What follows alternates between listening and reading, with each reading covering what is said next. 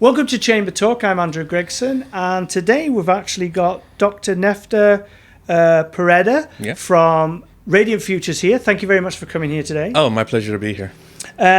So a couple of months ago, we did interview the CEO, Mark Lee, and obviously you're coming here today to talk to us about the Human Trafficking Awareness Month, which is this month, is that right? Correct, yeah, it's January.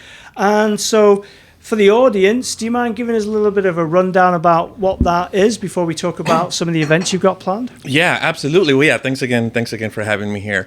So Human Trafficking Awareness Month is a national campaign.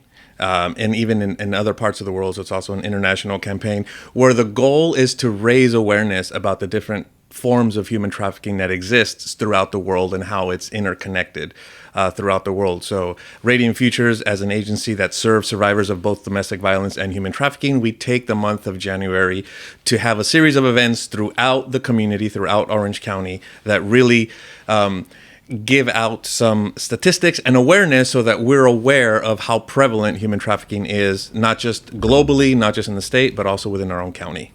Now, we hear a lot about, like, it's spoken about human trafficking. We hear about it a lot. It's on programs, it's on Netflix, it's everywhere, right? Right. What does it really mean at a local level to Radiant Futures? What's it really mean to you guys? So human trafficking is divided up, or we categorize human trafficking in two major kind of forms of human trafficking. There's sex trafficking, which is probably what we're all mostly familiar with, what we hear about in the stories and in the media. And there's also labor trafficking. And labor trafficking includes trafficking people for work. It includes indentured servitude, etc. And what we do is we work with survivors that are looking to escape the life of being trafficked. So whether they are sex trafficking survivors or they are labor trafficking survivors, it's people who are looking for a way out, and we provide shelter and therapy to help them process through what they've experienced, education, personal empowerment, resume building, skills building, etc. as well. There's a large overlap between domestic violence and human trafficking. And so a lot of survivors of human trafficking, sometimes because of the way they've been brought here or the way they've either been sex trafficked or labor trafficked, don't have access to their own documents, don't have birth certificates, don't have driver's license, don't have an identity here. And so we help to build them up to either have them return to where they need to return to, or to start living a life of independence and freedom here. Now, you know, it's not easy, but it sort of is. It's easy to talk about it, and I appreciate you explaining that. But for the individual who's going through this, it's not as easy as saying, oh, I just reached out, right? Could you share a little bit to the audience about maybe the struggles that individual may come across as they're trying to get help or get out of what's going on? Thank you. Yeah, I will. So, I really like the way you pose the question, because, you know, we talk about, well, why don't they just leave? Why don't they just call someone? Yeah, right, and it seems like it's so easy. There is a level of coercion and psychological, I don't want to say brainwashing, but there's this constant, I mean, when this is the world you know, and now you're trapped in this world, the ability to leave and saying, well, who am I going to call? Who am I going to go to? Where am I going to go?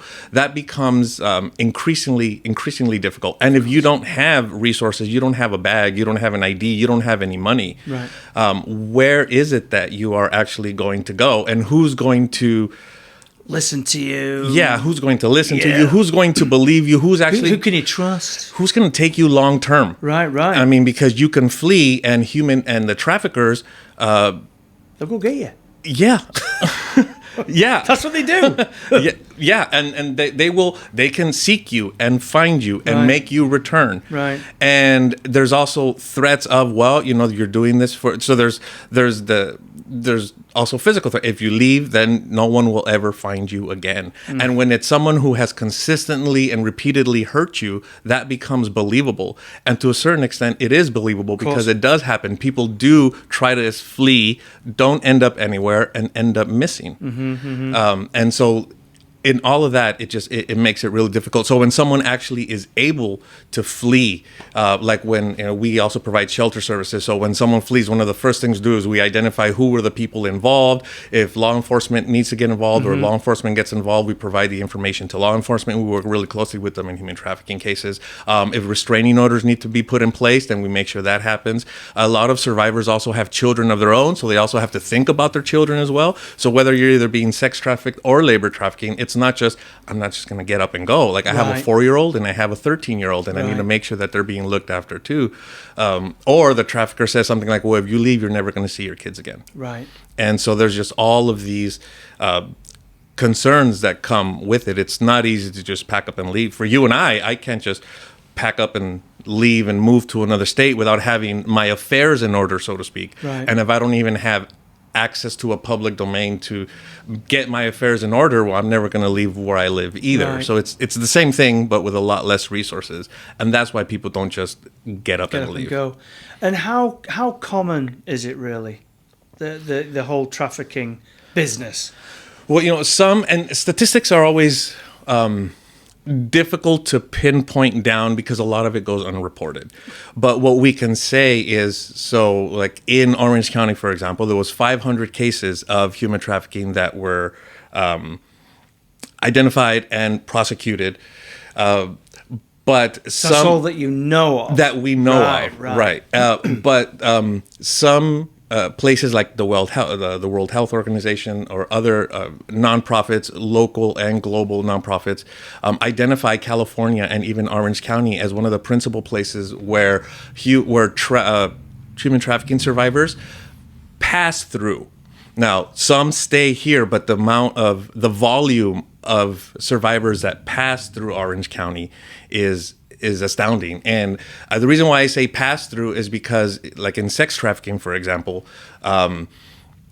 the survivors will be set up in a certain place for a certain amount of time, and then they will be moved, and then they will be set up in another place. And some of us might have ideas of where human trafficking places regarding sex trafficking might happen within Orange County, right? Like someone would say, oh, I know that this area has, there's lots of human trafficking probably happening there or in these motels. But survivors will stay only for a short amount of time. And that's kind of by design. Human trafficking is a global enterprise. It's very lucrative, like the selling of guns or drugs, except the survivors are reusable. And so it's almost this endless supply of money. So there's a huge empire that's built around human trafficking. And when you say, they're passing through, are they being put to... well, it's slavery, really, isn't it? Are they being utilized, working at that time, or is it they're just using them to get to the net because they've got an end goal and they're just pottering along so they don't get caught? I mean, what's the point of moving them over? Yeah, a lot of